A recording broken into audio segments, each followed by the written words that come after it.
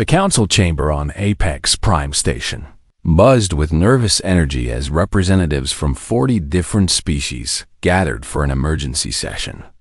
The holographic display at the center showed red markers spreading across the outer territories like a disease, each one representing another world fallen to the Krell Dominion ambassador Lyra Moss sat in the human delegation section, her fingers drumming quietly against the armrest as she watched the other species argue and panic. The Zelthians demanded immediate military action, while the Varas suggested diplomatic negotiations. But everyone knew the Krell had stopped listening to diplomacy 3 years ago. When they began their conquest, the Krell fleet now controls 17 systems, Council Leader Vex announced, his forearms gesturing at the display. Their war machines are superior to anything we possess, and their numbers grow with each conquered world. Then we must pool our resources. A Valorian representative interrupted, standing on multiple legs, combine our fleets into one massive force. Lyra watched as several species immediately objected to that idea. Nobody wanted to give up control of their military assets, and the political nightmare of unified command would take months to sort out. They did not have a younger Varth diplomat glance toward Lyra with barely concealed contempt before speaking. Perhaps the humans have some primitive solution. They seem fond of direct approaches. Several species made sounds that passed for laughter in their cultures. Earth had only joined the Galactic Council 15 years ago, and most species still viewed humanity as newcomers with outdated technology and barbaric tendencies. Lyra kept her expression neutral. She had dealt with worse insults during trade negotiations. The truth was that human military technology lagged behind most council species by decades, and everyone knew it. The argument continued for another hour with no real progress. Some species wanted to evacuate the outer colonies, while others insisted on mounting a defense. But nobody had a plan that would actually stop the Krell advance. Then an elderly Valorian named Kent spoke up from the historical research section, his voice crackling with age. There may be another option, though it involves considerable risk. The chamber quieted as Kent activated his personal display, showing an image of a massive ship, black as space itself with strange symbols glowing along its hull. The design was unlike anything in modern galactic architecture, both beautiful and somehow threatening. This is the Phantom's Edge, Kent explained. Built by the architects approximately 50,000 years ago, during what we call the Great Purge Wars. The architects are extinct, Vex interrupted, and their technology is forbidden under council law. Desperate times call for desperate measures, Kent responded calmly. The Phantom's Edge was designed as the ultimate weapon, capable of destroying entire fleets without sustaining damage. Historical records indicate it single-handedly ended the Great Purge by eliminating 3 separate invasion forces. The chamber erupted in excited chatter. If such a weapon existed and could be controlled, it would shift the balance of power immediately against the Krell. Where is this ship now? A Zelthian commander demanded, leaning forward with interest, showing in his multiple eyes. Kent manipulated his display to show coordinates. The ship went dormant after the wars ended and remains at these coordinates in what we call the dead zone. Every species that has attempted to claim it over the millennia has failed. Failed how? Lyra asked, speaking for the first time during the session. The ship requires what the architects called a compatible consciousness to bond with its systems, Kent explained. Pulling up ancient texts, the vessel contains an artificial intelligence that judges potential pilots. It has rejected every species that attempted to board it, and many died when the ship defended itself from forced entry. So it is useless to us, Vex concluded. Clearly disappointed. Perhaps not, Lyra said quietly, feeling multiple eyes turn toward her. I request that Earth be given the opportunity to attempt contact with the vessel. The chamber exploded with reactions ranging from laughter to outrage. The idea that humans might succeed where dozens of other species had failed seemed absurd to most of the council. "This is not a matter for jokes," the Vorath diplomat snapped. "We face extinction, and the human proposes sending her people on a suicide mission to claim a legendary weapon." "I am entirely serious," Lyra responded. Standing to address the council directly, "Humanity has nothing to lose by attempting this. If we fail, you are no worse off than before. If we succeed, the council gains a powerful defense against the Crow." Vex considered this for a long moment, his expression unreadable. "Very well. The council grants Earth permission to attempt contact with the Phantom's Edge. However, we will not commit resources to support this mission beyond providing the coordinates." Lyra nodded. That was all she needed. Within hours, she had sent an encrypted message to Earth Command, explaining the situation and requesting a volunteer pilot. The response came faster than expected.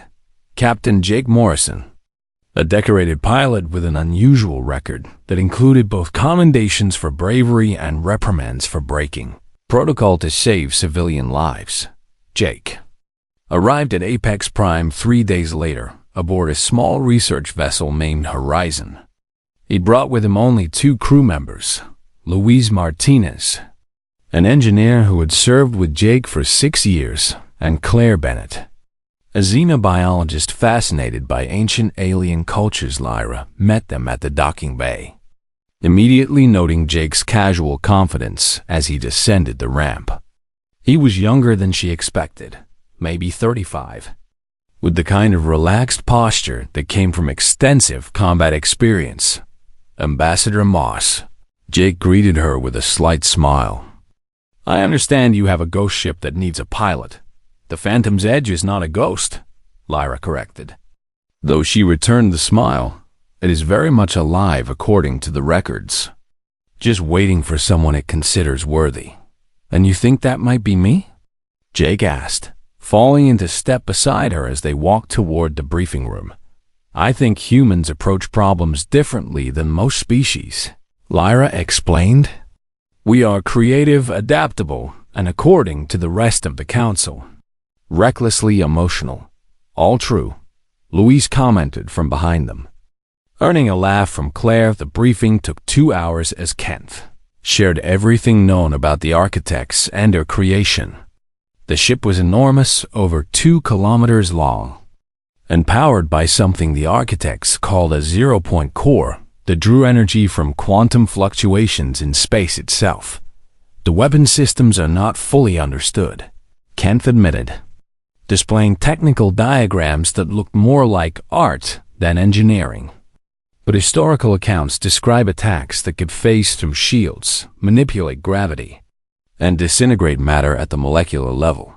"Sounds like overkill for any normal threat," Jake observed, studying the displays with focused intensity. "The architects believed in overwhelming superiority," Kent replied. "They built the Phantom's Edge to ensure no force could challenge them.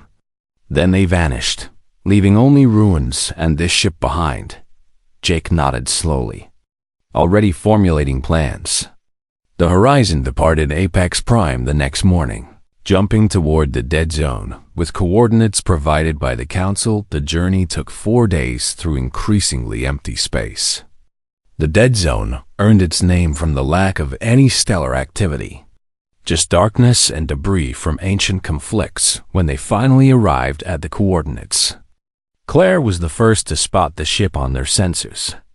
"There, reading massive energy signature, but it is dormant." Like a sleeping giant, the Phantom's Edge floated among the wreckage of smaller vessels, ships from various species that had tried and failed to claim it over thousands of years. The ship itself was pristine despite the millennia, its black hull seeming to absorb light rather than reflect it. Jake stared at the view screen for a long moment before speaking. "Luis, prep an EVA suit. Claire, monitor all frequencies for any communication attempts." "You are really going over there alone?" Luis asked, concern evident in his voice. "The ship judges individuals, not groups," Jake replied. already heading toward the airlock. "Besides, if this goes wrong, I would rather not take you both with me." 20 minutes later, Jake floated through the debris field toward the Phantom's edge, his suit lights barely making a dent in the surrounding darkness. As he approached, the strange symbols on the hull began to pulse with soft blue light, almost like the ship was waking up. The airlock opened before he even reached it, mechanisms moving smoothly despite their age. Jake took a deep breath and pushed himself inside, ready to meet whatever waited within.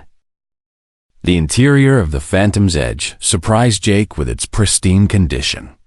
Everything looked as though the architects had just left yesterday rather than 50,000 years ago, and the corridors stretched ahead with a scale designed for beings much larger than humans. Emergency lighting activated as he moved forward, strips of blue luminescence guiding him deeper into the ship.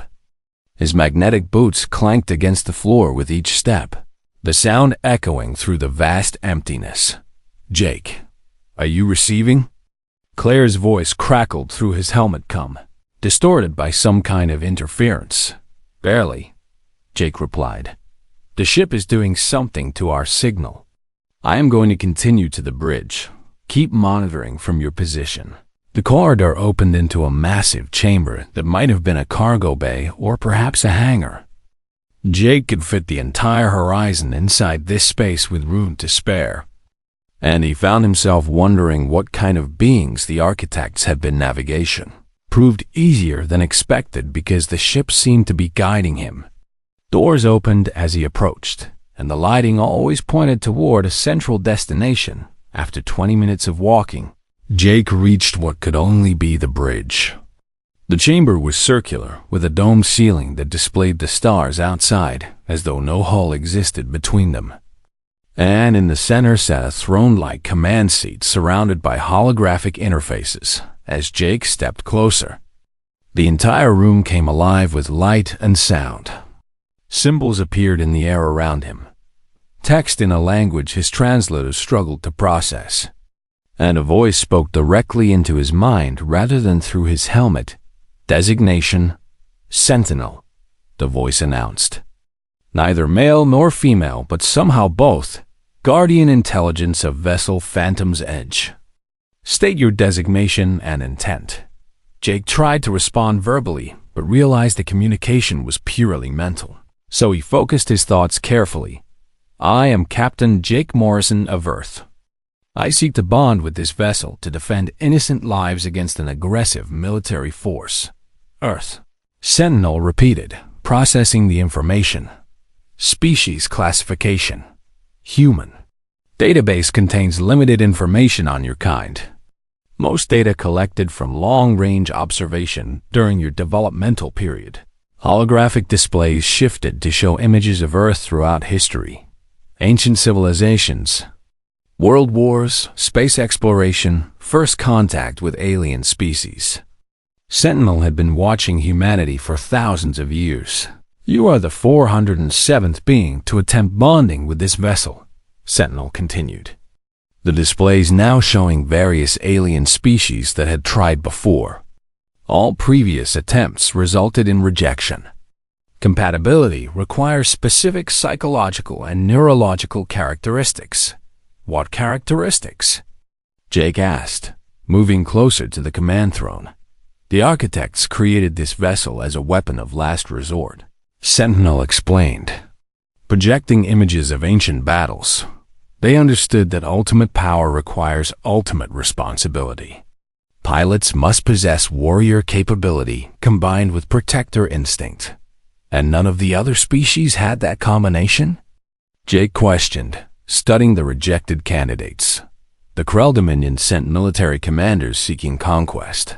Sentinel showed images of aggressive aliens being forcibly ejected from the ship.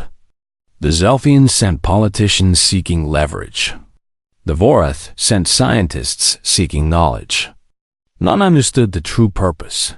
Jake approached the throne and placed his hand on its surface, feeling strange energy pulse beneath his palm. What is the true purpose? To protect the weak from the strong, Sentinel answered simply. to ensure that power serves life rather than dominating it. The architects built me in response to genocidal threats, but they programmed specific limitations to prevent abuse. You need a pilot who will use your power to defend, not conquer, Jake said. Understanding dying. Correct. Sentinel confirmed. I must now examine your consciousness to determine compatibility. This process will be invasive and potentially painful. Before Jake could respond, a surge of energy flowed through his body. His vision blurred as Sentinel accessed his memories, reviewing his entire life in seconds that felt like hours. He saw himself as a child on a colony transport, laughing with his parents and younger sister. Then the memory shifted to pirates boarding the ship, his family hiding him in an emergency pod while they stayed behind to buy time for other families to escape. The pirates killed everyone, except the children they took to sell. Jake survived in that pod for 3 days before a patrol ship found him. Traumatized and alone at age 9, Sentinel moved through his academy training. His first combat mission, the moment he violated orders to evacuate civilians from a colony under attack. His superiors reprimanded him for risking his squad. But the 200 people he saved wrote letters of gratitude. More memories flowed. Jake choosing to destroy an enemy command ship, but targeting only its weapons and engines to minimize casualties. Refusing a promotion that would keep him away from active duty where he felt needed. Sitting with dying soldiers, regardless of species, because nobody should die alone. Fascinating. Sentinel's voice held something like wonder. You possess the tactical brilliance necessary for combat operations. Yet you consistently prioritize preservation of life over tactical advantage. Is that a problem? Jake asked, still disoriented from having his mind. On the contrary, Sentinel replied. It is exactly what the architects required. You have witnessed the worst that sentient beings can inflict upon each other. Yet you chose to become a protector rather than seeking revenge. The energy intensified. And Jake gasped as neural connections formed between his brain and the ship's systems. Information flooded his consciousness, showing him weapons capabilities, defensive systems, navigation protocols, power management. He could suddenly feel the Phantom's edge as an extension of his own body. The ship's sensors became his eyes, able to perceive across multiple spectrums simultaneously. And the weapon systems responded to his thoughts like moving a limb. The bonding is complete, Sentinel announced. The pain fading to a dull ache. You are now the primary pilot of Phantom's Edge. This vessel will respond to your commands and protect you from all threats. Jake stood on shaking legs and approached the command throne, sitting carefully. The moment he settled into position, the entire ship responded to his presence systems that had been dormant for millennia, activated in sequence. Power core igniting deep within the vessel, shields materializing around the hull, weapons charging, and the navigation array calculating potential jump coordinates. Claire, Luis, can you hear me? Jake's voice now transmitted perfectly despite the previous interference. Jake. Luis responded with obvious relief. The ship just lit up like a star. Sensors are showing energy readings we cannot even classify. It worked, Jake explained, still adjusting to the strange sensation of being connected to something so vast. Sentinel accepted me as pilot. I can control the entire ship through thought alone. That is incredible. Claire's voice held scientific excitement. You must tell me everything about the bonding process for my research. Jake smiled despite the exhaustion. Then his expression turned serious as Sentinel alerted him to an incoming transmission. The Galactic Council was broadcasting an emergency on all frequencies. All available forces respond immediately. Vex's voice carried barely controlled panic. The Krell Dominion is attacking Refuge 7 colony. Civilian population of 3 million. Defenses are overwhelmed. Jake stood from the throne, his connection to the ship making him aware of capabilities beyond anything he had imagined possible. The Phantom's Edge could reach Refuge 7 in time. But doing so would announce to the entire galaxy that humanity now controlled the most powerful weapon in known space. Luis. Claire, dock with the Phantom's Edge immediately, Jake commanded, already plotting the jump coordinates in his mind. We have a colony to save. Are you sure about this? Luis asked quietly. Once you reveal this ship's power, everything changes. People are dying, Jake replied simply, watching as the horizon approached the docking bay that opened automatically. We can worry about politics after we save them. The small research vessel settled into the bay, and Jake felt his crew board through the ship's sensors. Sentinel configured 2 stations for them, allowing Luis to monitor engineering systems and Claire to handle communications. Jump drive charging, Sentinel reported. Architect technology allows folding of space-time rather than conventional faster-than-light travel. Arrival at destination in 47 seconds. Jake gripped the armrests of the command throne as reality bent around them. The stars stretched into lines of light, and for a moment, he existed in multiple places simultaneously. Then the Phantom's Edge emerged near Refuge 7. The scene before them was chaos. 12 Krell warships bombarded the colony, while desperate evacuation transports tried to flee through the crossfire. Defense stations burned as wreckage, and Jake could see explosions on the surface where civilian structures were being destroyed, reading massive casualties. Claire reported, her voice shaking. The Krell are targeting residential areas. Jake felt cold fury settle over him as Sentinel highlighted the Krell command ship. This was why the architects built the Phantom's Edge, to stop exactly this kind of senseless slaughter. Time to show the galaxy what humans do when innocent people need protection. The Krell fleet detected the Phantom's Edge the moment it emerged from its spacefold. Admiral Throck, commanding from his flagship Devastator, turned multiple eyes toward the sensor display, showing an unknown vessel appearing without warning. Identify that ship, Throck ordered, his voice carrying the harsh tones of a career military officer who had conquered 17 systems through brutal efficiency. The sensor officer hesitated before responding, manipulating displays with webbed hands. Admiral, the ship matches descriptions from ancient historical archives. It appears to be architect technology. Designation, Phantom's Edge. Throke's expression shifted to something resembling amusement. He had heard stories about the legendary warship, but dismissed them as exaggerated tales meant to frighten young soldiers. The architects have been extinct for 50 millennia, and their technology is primitive by modern standards, sir.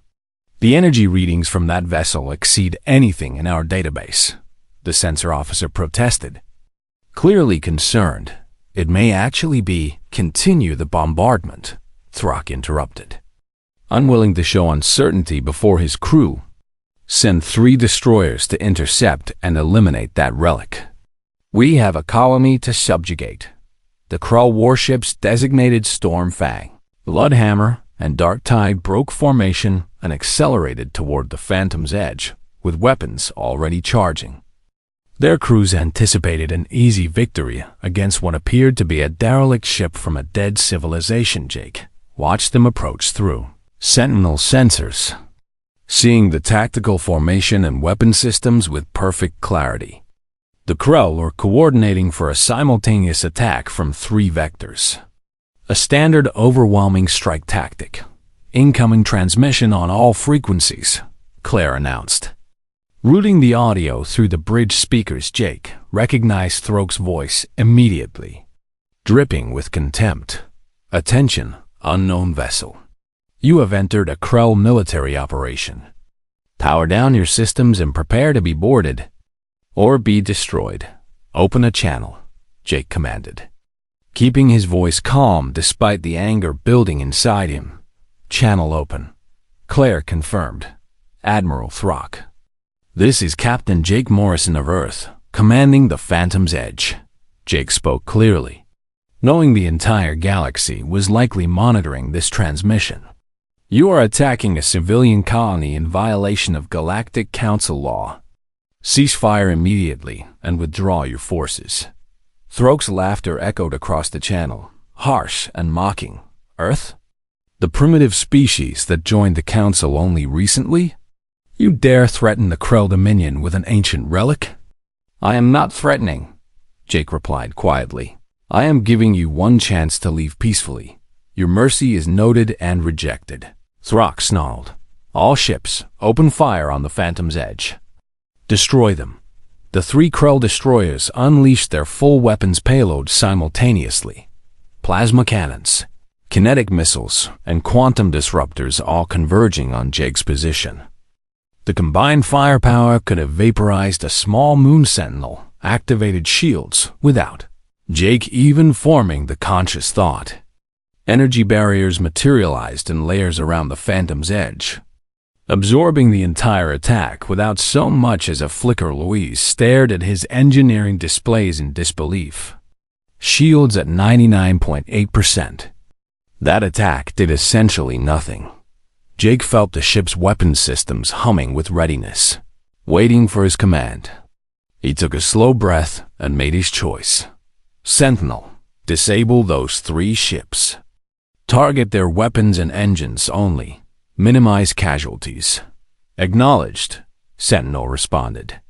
Engaging disruptor pulse weapons. The Phantom's edge seemed to shimmer as energy built along its hull, then released 3 focused pulses of blue-white light. The beams moved faster than the Krell ships could react. Striking with surgical precision, Stormfang's weapons exploded in cascading failures while its main engines went dark. Bloodhammer lost all power systems simultaneously, drifting helplessly, and Darktide's hull breached in non-critical sections, forcing emergency evacuations but leaving the crew alive.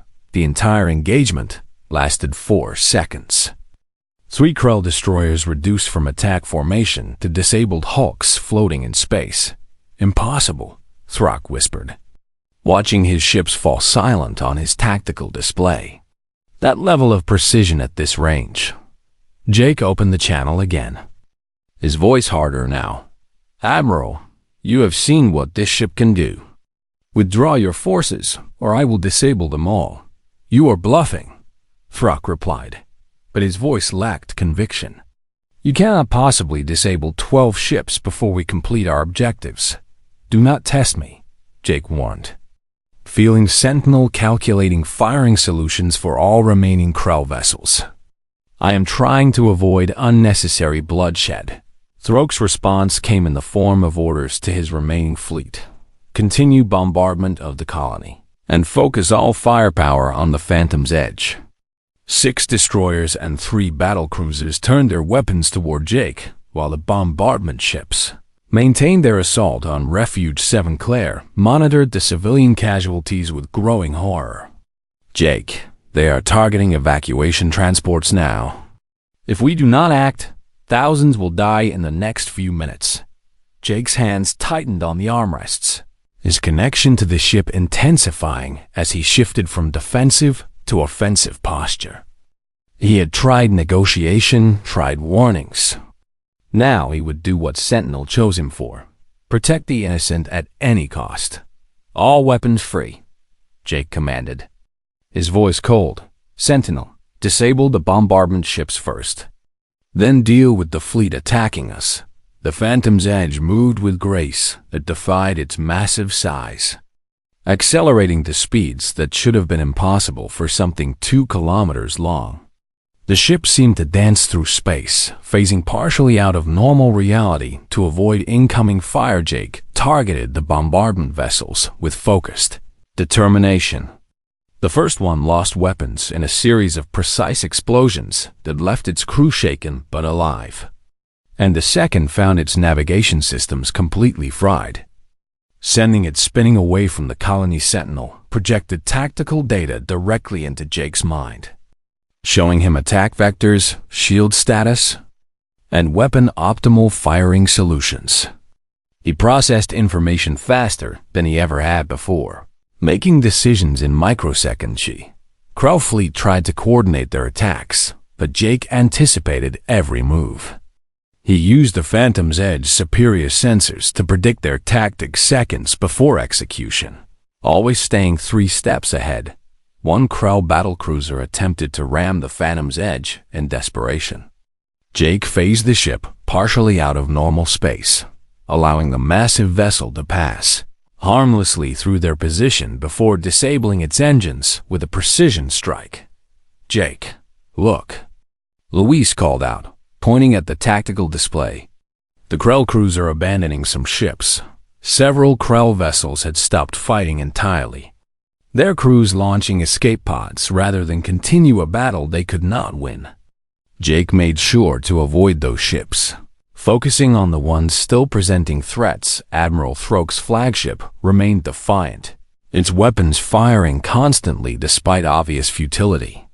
The Devastator was the most advanced ship in the Krell fleet, yet its attacks meant nothing against architect technology that had been perfected 50,000 years ago. Jake positioned the Phantom's Edge directly in front of the Devastator, weapons charged but not firing. He wanted Throck to understand the complete futility of continued aggression. "Last chance."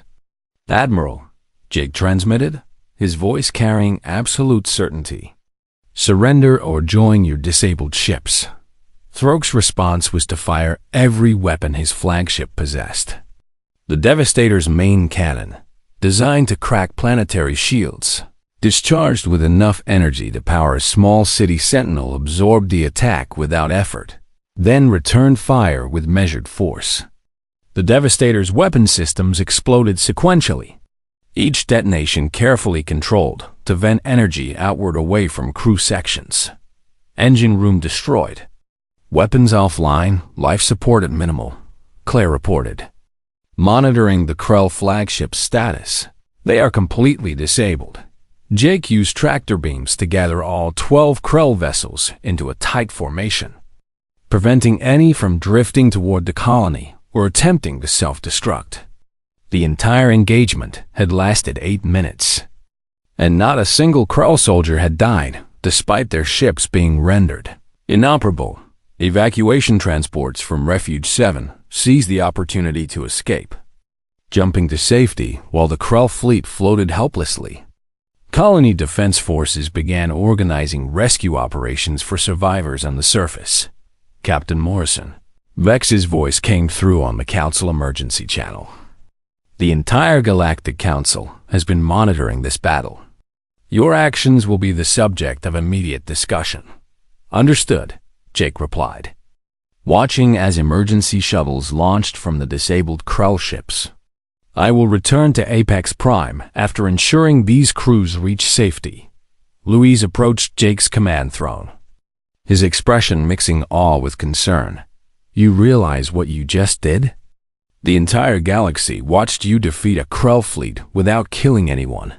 "I did what needed to be done," Jake said quietly, feeling the weight of the responsibility settling on his shoulders. "Now comes the hard part, convincing the Council that humanity can be trusted with this power."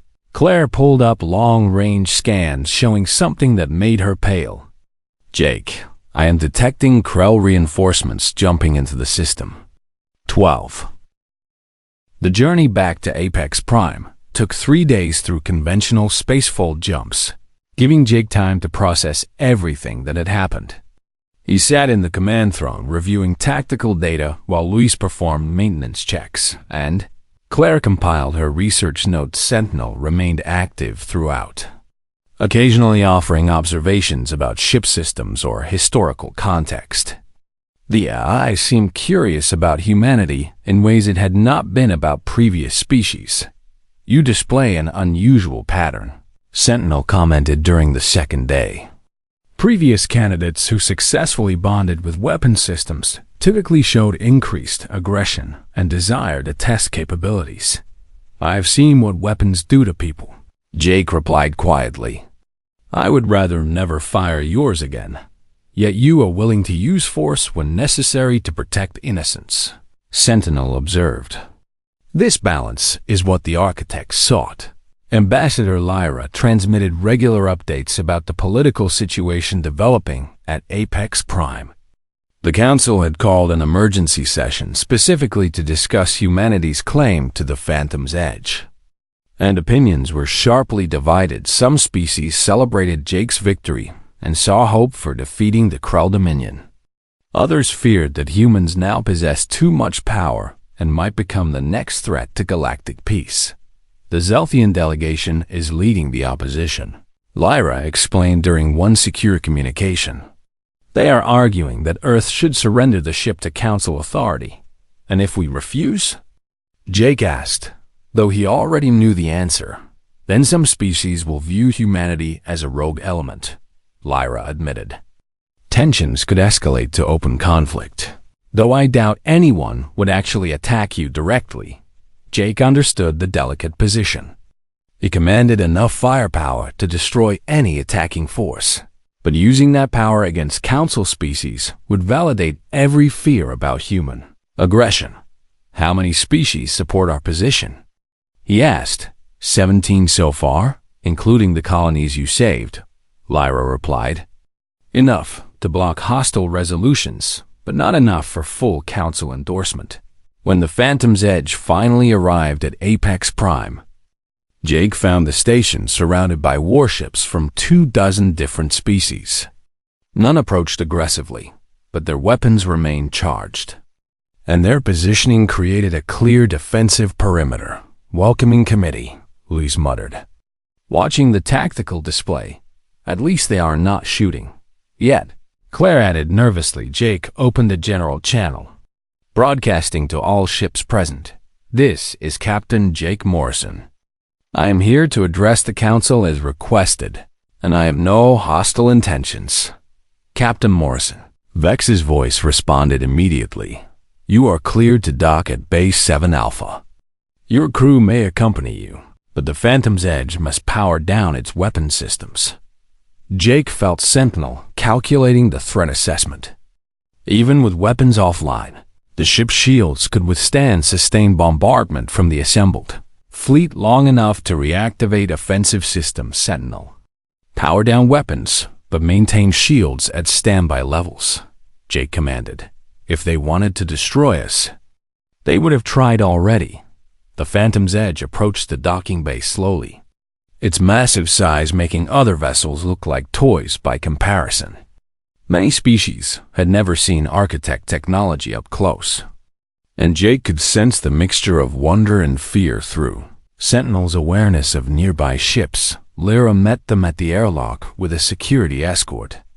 Though the guards seemed more ceremonial than threatening, she looked tired, with dark circles under her eyes, suggesting minimal sleep over the past 3 days. The Council session begins in 1 hour. She briefed them as they walked through the station corridors. You will be asked to explain your intentions regarding the Phantom's Edge and whether you consider yourself bound by Council authority. What should I tell them? Jake asked, genuinely uncertain about the political complexities. The truth, Lyra advised.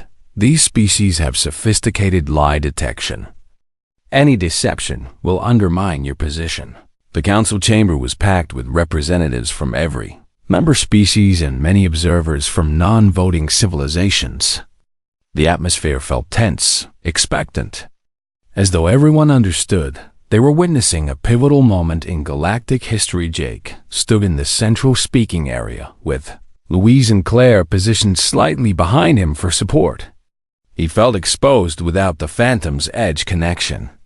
Though Sentinel maintained a faint mental link that provided reassurance, Vex opened the session with formal protocols before addressing Jake directly. Captain Morrison, you have claimed control of the most powerful weapon in known space. The Council requires clarification on your intentions. My intention is to protect innocent lives from aggressive forces, Jake stated clearly.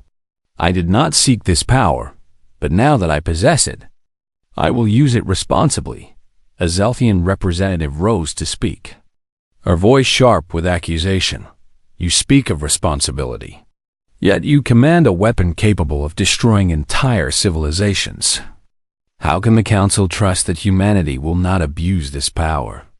The same way we trust any species with military capability, Jake replied calmly. Through observation of our actions rather than assumptions about our nature. Your species has a history of internal conflict, another representative argued, displaying images of human wars throughout history. What prevents you from turning that aggression outward? Nothing prevents it except our choice to be better, Jake acknowledged, refusing to deny humanity's flawed past. We have fought among ourselves, yes, but we learned from those conflicts. That is why I disabled the Krell fleet instead of destroying it.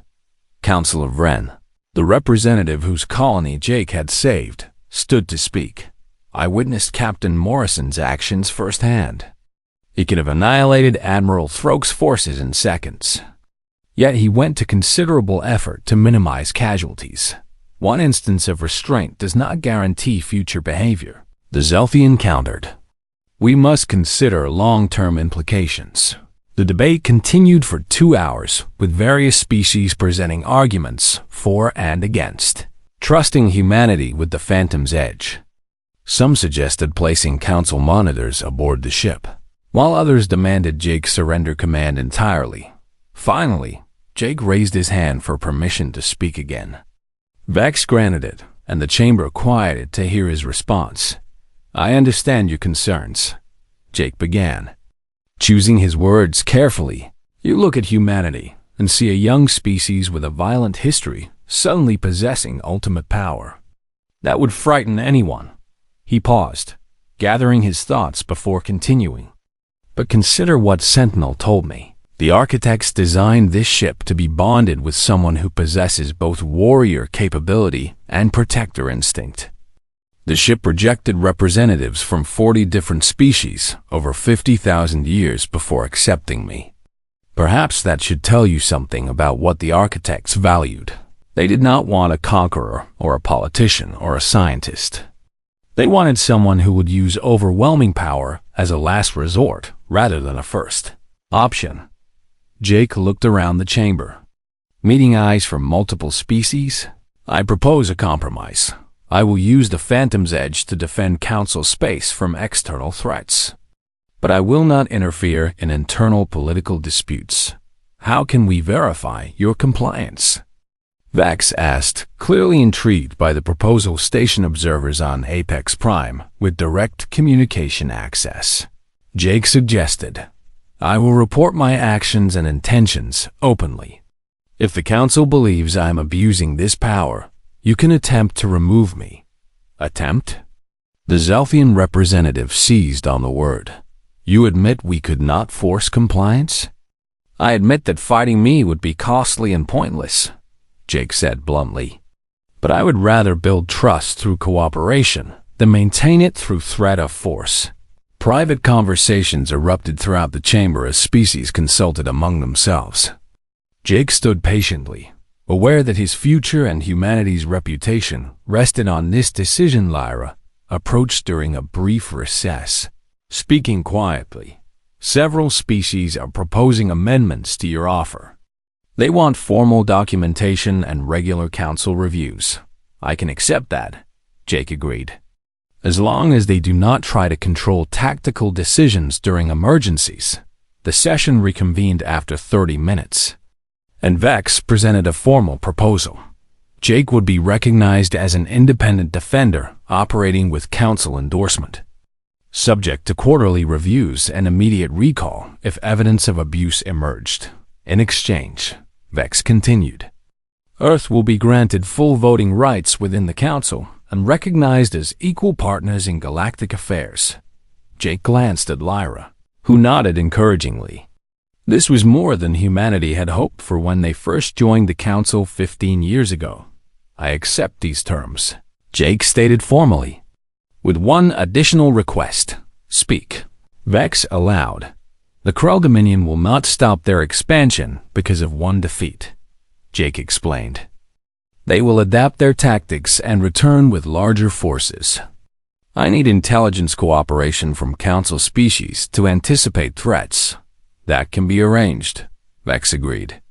Provided you share relevant tactical information about the Phantom's Edge capabilities. Within reason, Jake qualified. Knowing some secrets needed to remain protected, I will not compromise the ship's defensive advantages. The final vote took another hour as species formally registered their positions. The result was narrow but sufficient. 20. 3 months had passed since the Council formally recognized Jake's authority over the Phantom's Edge, and those months proved his worth repeatedly. He responded to 7 different crises, ranging from pirate raids to natural disasters, always arriving precisely when needed and never using more force than absolutely necessary. The galaxy watched each intervention carefully, looking for signs of human aggression or abuse of power. They found none. Only a captain who seemed more interested in saving lives than demonstrating his ship's capabilities, Luis, had established himself as the chief engineer. Learning to work with architect technology did still surprise him daily. Claire documented everything for human scientific databases, her research becoming mandatory reading for xenobiologists across Council space, but Jake felt the weight of isolation growing. Commanding the most powerful weapon in the galaxy meant standing apart from normal military structures, always being watched. Never truly trusted despite his clean record, Sentinel noticed a strain during one of their conversations. You display symptoms consistent with psychological burden. The architects anticipated this challenge for bonded pilots. Did any of them find a solution? Jake asked, reviewing tactical data from Council intelligence about Crow movements. Most retired after short operational periods, Sentinel admitted. The responsibility proved overwhelming. Only 3 pilots served for extended durations. Jake was contemplating this when priority alerts flooded his communications array. Lyra's face appeared on the display, her expression grave. Jake, the Krell are moving. 3 separate fleets, each targeting a different sector simultaneously. The tactical display updated to show Krell forces. 1 fleet heading toward the agricultural worlds of Sector 7, another toward the industrial colonies of Sector 12, and a third targeting the heavily populated core systems near Apex Prime. They learned from our last encounter, Jake observed. Studying the formations, they know I can only be in one location at a time. Council forces are scrambling to respond, Lyra explained. But our intelligence estimates all 3 attacks will begin within the same 2-hour window. We cannot defend everywhere. Jake felt the familiar weight of impossible choices settling on his shoulders. Whichever sector he chose to defend, the others would suffer devastating losses. Sentinel, can we split our defensive capabilities somehow? Jake asked, already knowing the answer was unlikely negative. Sentinel responded. The Phantom's Edge was designed as a unified weapons platform. Separating systems would compromise effectiveness. Luis looked up from his engineering station with a thoughtful expression.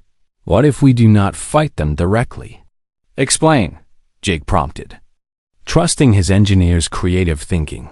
You have been operating as a weapon? Luis said, pulling up technical schematics. But Sentinel systems include advanced communications and electronic warfare capabilities. What if we use those instead? Claire caught on immediately, excitement building in her voice. You want to hack the Krell networks?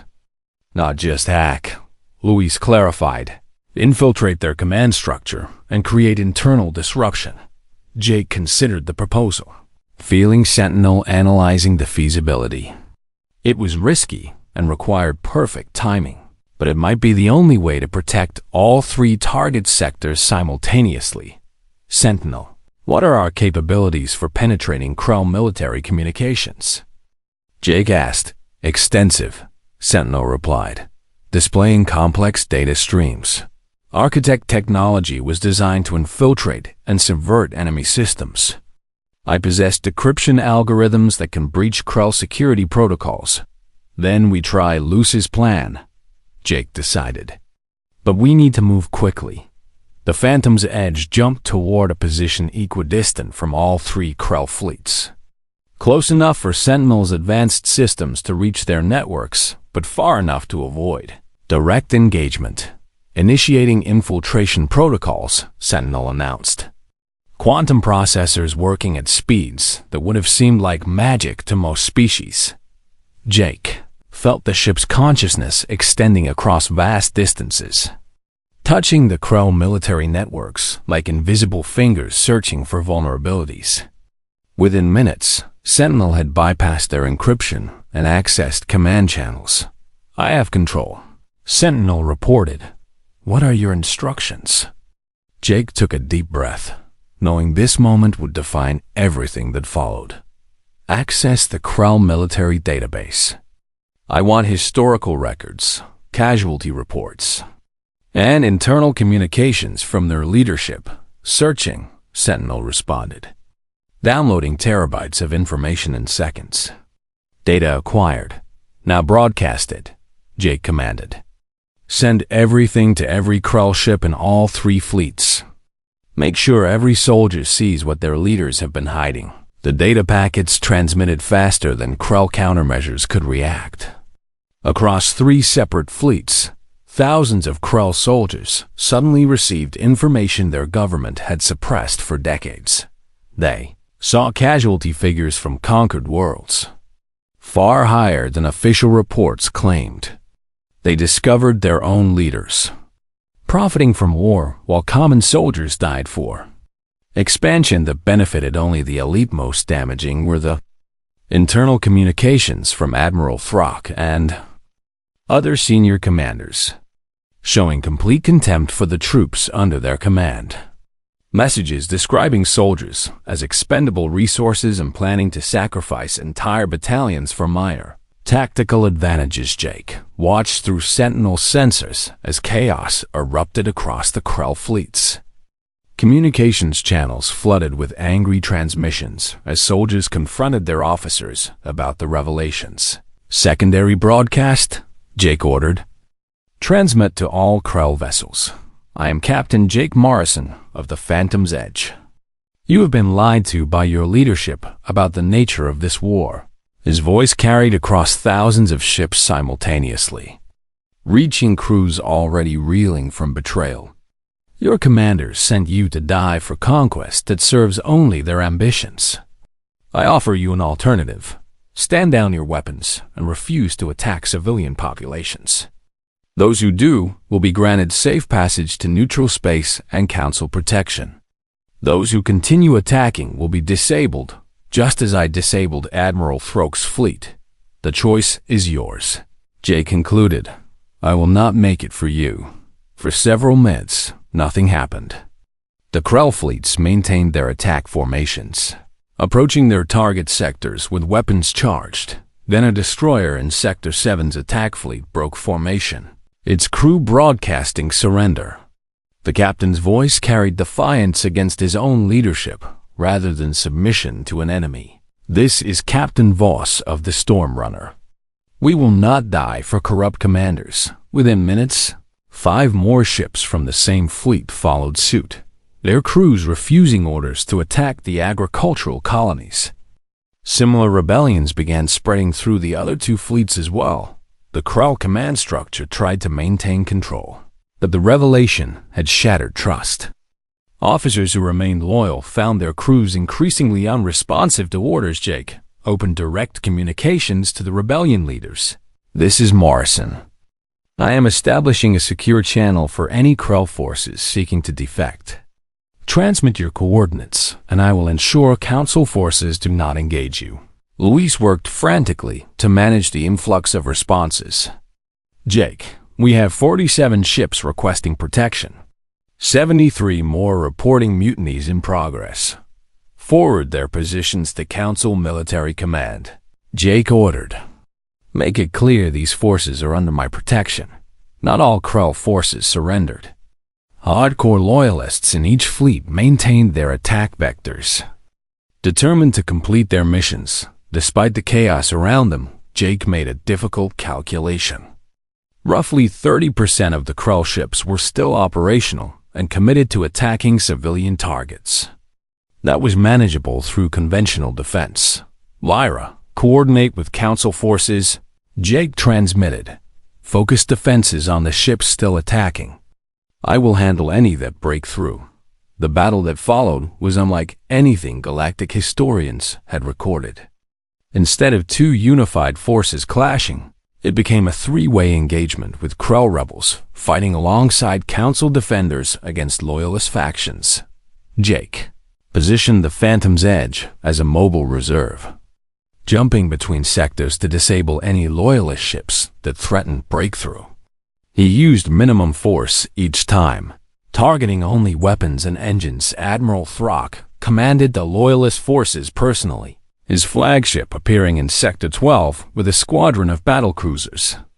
Jake detected him immediately through Sentinel sensors. Morrison. Throck's voice carried rage and desperation. You have destroyed everything we built. Turned our own people against us.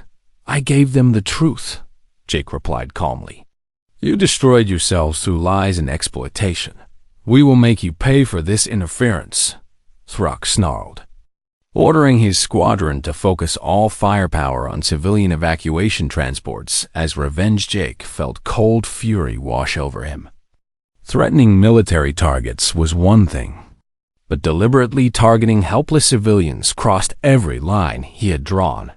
Sentinel, eliminate that squadron's weapons, Jake commanded, his voice hard.